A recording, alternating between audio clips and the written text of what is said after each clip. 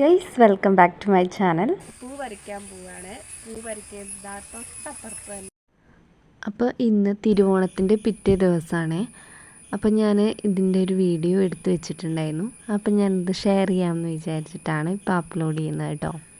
അപ്പം നമ്മൾ തിരുവോണം കഴിഞ്ഞാൽ ചിലവരൊക്കെ നമ്മുടെ പൂക്കളം ഇടുന്നത് നിർത്തും. പക്ഷെ ഞാൻ പിന്നെയും ഇടാറുണ്ട് കേട്ടോ. വീട്ടിലുള്ള പൂക്കളൊക്കെ വെച്ചിട്ടാണ് ഇടാറ്. അപ്പോൾ പണ്ടൊക്കെ പറയുകയാണെന്നുണ്ടെങ്കിൽ നമ്മുടെ നാട്ടിലുള്ള പൂക്കളൊക്കെ നമ്മൾ പറിച്ചെടുത്ത് കൊണ്ടുവരായിരുന്നു. ഇപ്പോൾ അധികം നമ്മൾ പുറത്തുനിന്ന് പൂക്കൾ വാങ്ങാറുണ്ട്. അതുപോലെ തന്നെ റെഡിമെയ്ഡ് പൂക്കളൊക്കെ ഇപ്പം നമുക്ക് വാങ്ങാൻ കഴിയും. അപ്പോൾ ഞാൻ എന്തായാലും ഇപ്പോൾ എടുക്കുന്നത് നമ്മുടെ വീട്ടിലുള്ള കുറച്ച് പൂക്കളും ഇലകളൊക്കെ അരിഞ്ഞിട്ടൊക്കെയാണ് ഇടുന്നത് കേട്ടോ. അപ്പം ഞാൻ ഇപ്പോൾ എടുക്കുന്നത് എന്തായാലും ഒരു ബ്രൗൺ കളറുള്ള ഒരു ലീഫ് ഉണ്ട്.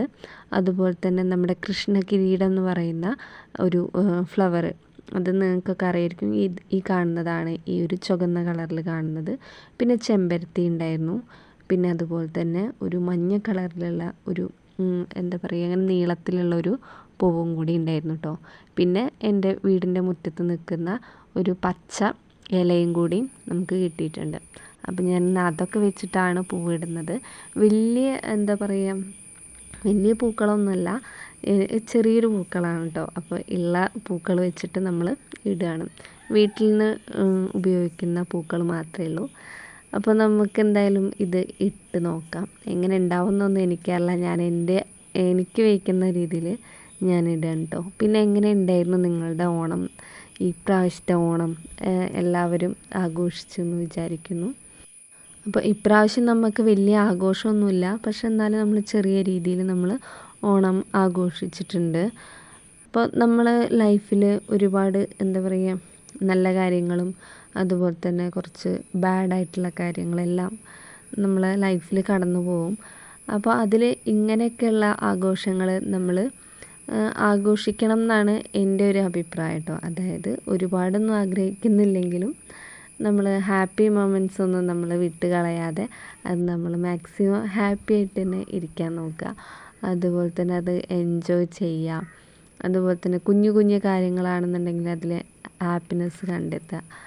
അങ്ങനെയൊക്കെ ആവുമ്പോൾ തന്നെ നമ്മുടെ ലൈഫ് കുറച്ചും കൂടി ഒരു ഇൻട്രസ്റ്റിംഗ് ആവും, നമുക്ക് ബോറടിക്കില്ല.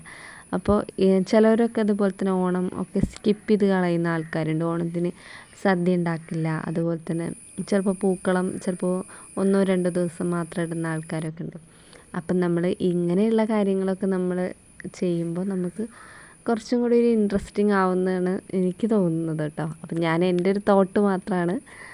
നിങ്ങൾക്ക് എല്ലാവർക്കും പലർക്കും പല വിധമായിരിക്കും. അപ്പോൾ എന്തായാലും ഇപ്പം ഞാൻ പൂക്കളം ഈ ഒരു ലെവലിലേക്ക് എത്തിയിട്ടുണ്ട് കേട്ടോ. അപ്പോൾ ഇനി കുറച്ച് പൂക്കളും കൂടി, പൂവല്ല ഇല, നമ്മൾ കട്ട് ചെയ്ത് വെച്ച ഇല കുറച്ചും കൂടി ബാക്കിയുണ്ട്. അപ്പം നമുക്ക് അതും കൂടി ഒന്ന് ഫില്ല് ചെയ്ത് കൊടുക്കാം. പിന്നെ നിങ്ങൾ സദ്യ ഉണ്ടാക്കിയിട്ടുണ്ടാവും എന്നെനിക്കറിയാം.